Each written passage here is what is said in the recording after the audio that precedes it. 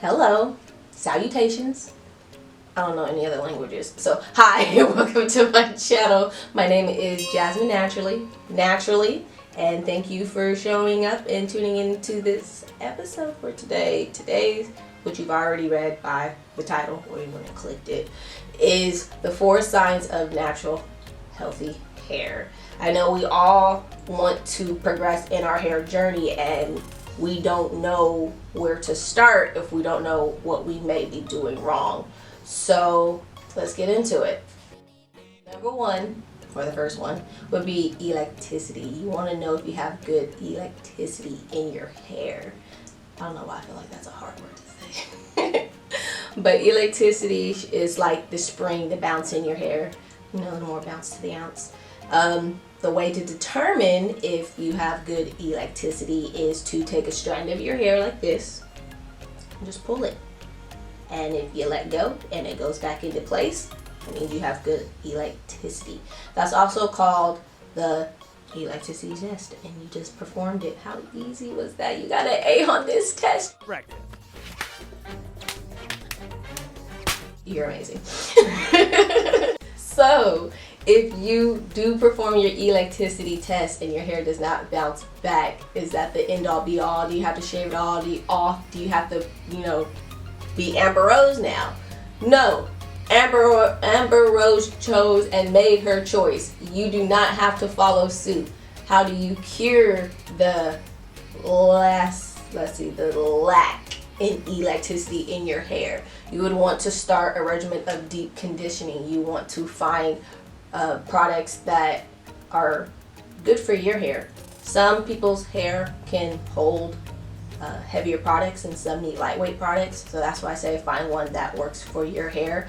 But moisturizing actually strengthens the strands of your hair so that you can get that bounce back in your hair. One good thing that you can try would be aloe vera. Aloe vera is a good deep conditioning along with others. I add it with something else, whatever your something else may be.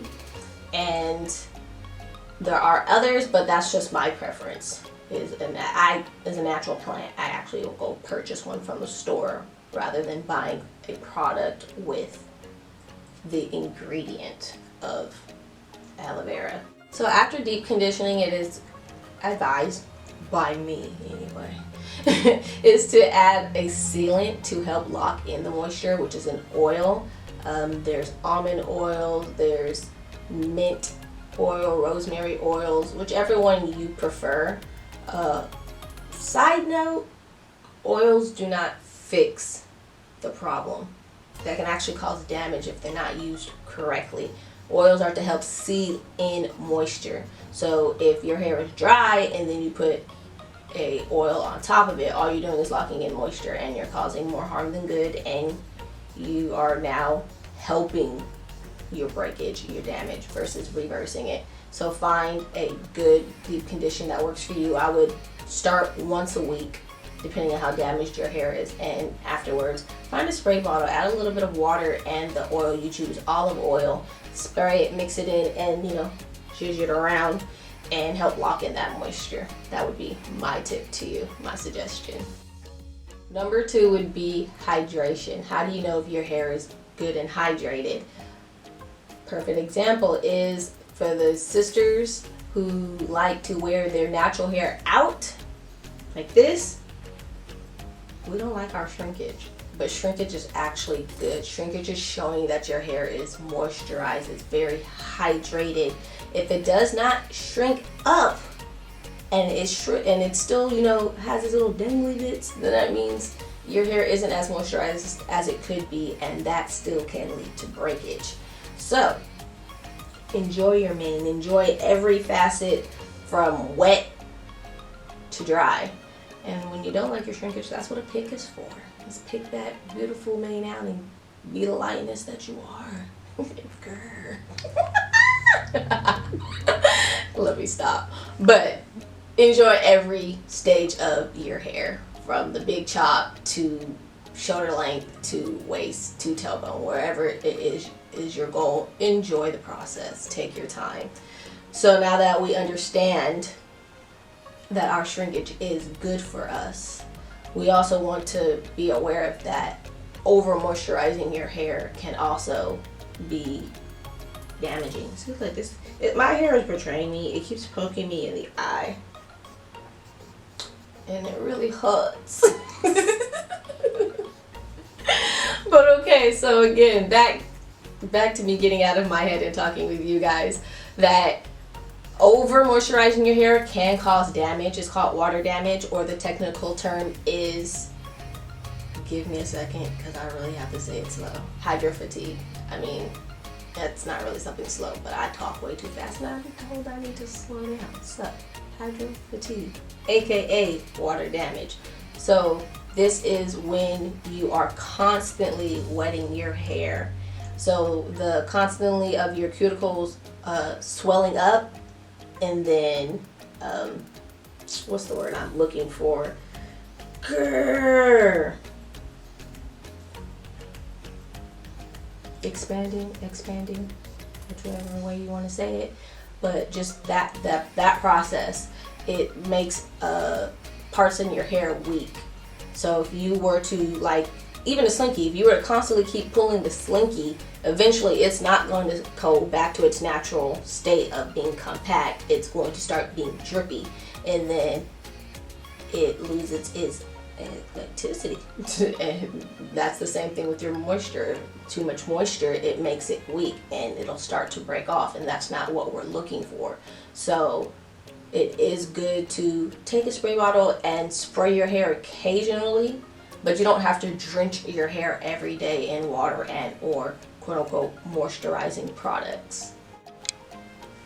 So there is a term or a thing called too much of a good thing. So you want to be careful when you are using products for hydrating your hair. You don't want to overload in protein as well. Too much protein is a buildup, and that can cause breakage. Let me get my hair out my ear. So I would say one good treatment, protein treatment, at least that works for me. You again still be very aware that too much of a good thing is still can be damaging to your hair, but I like rice water. Rice water is has protein in it, like I said, but it's the building blocks that are in it that help build and fill the, say you're missing. So if your hair strand isn't strong, that means there's bits. You need fillers. So that's what protein is. Protein is going to fill in the gaps to make that hair shaft stronger. So for me, that's why I like the rice water effect, because I can put it in a spray bottle and, you know, zhuzh and spray my hair where I need to. I would focus on the scalp because that's where your hair grows. It grows from the scalp. So healthy scalp, healthy hair. All right. I can't keep my hands out my hair, I'm not gonna lie, but I felt a fairy knot. My hand got stuck.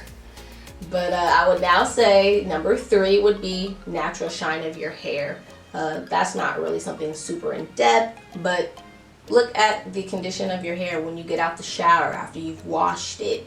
Is it naturally have a nice shine to it, or is it dull? If it's dull and it's lackluster, then that means you need to go back to 1 or 2.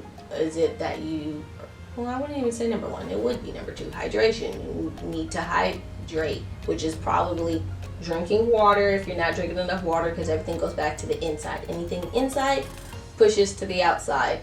So definitely drink water, but also keep on your hydrating, find good enough protein treatments for your hair. I always say go back and forth, 1 week protein, 1 week deep condition. Find out and play with it, because some people are a combination of more than one. They could just not have the elasticity in their hair, or they could literally have both, especially if you are over manipulating and touching your hair. If you're constantly coloring your hair or constantly playing in it, you can bring those things upon yourself. So lackluster, if it's lackluster, that means you got some things to work on. But if you have a natural shine right out the shower without product, then you're good. So number 4 would be shedding. We need to know and learn the difference between what's considered breakage and what is considered shedding. A lot of us think that once we take our hair out of our protective styles, or if we get in the shower and we're combing out our hair, that, you know, oh, I have breakage, or oh, I have shedding. You need to be able to determine the difference. So if you didn't know, now you're going to learn. If you have breakage, that is you most likely having a protective style that was too tight, or you are manipulating your hair dry. If you have natural curly hair, do not manipulate, brush your hair dry. That is what causes breakage. You are going to get it either from the ends, or you can get it from your base of your hair by things being too tight.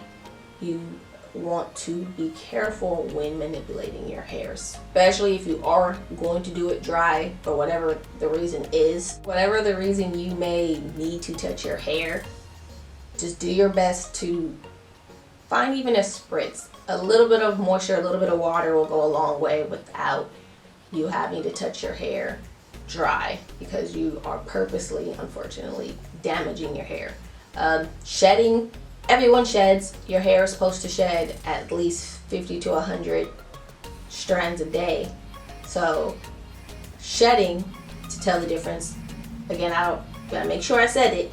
Breakage is little bits of hair breaking off. That goes without saying. Breakage. Shedding is your long strands of hair. So if you're combing your hair out in the shower, or just after you have gotten out the shower, I prefer to detangle my hair in the shower. It's easier for me.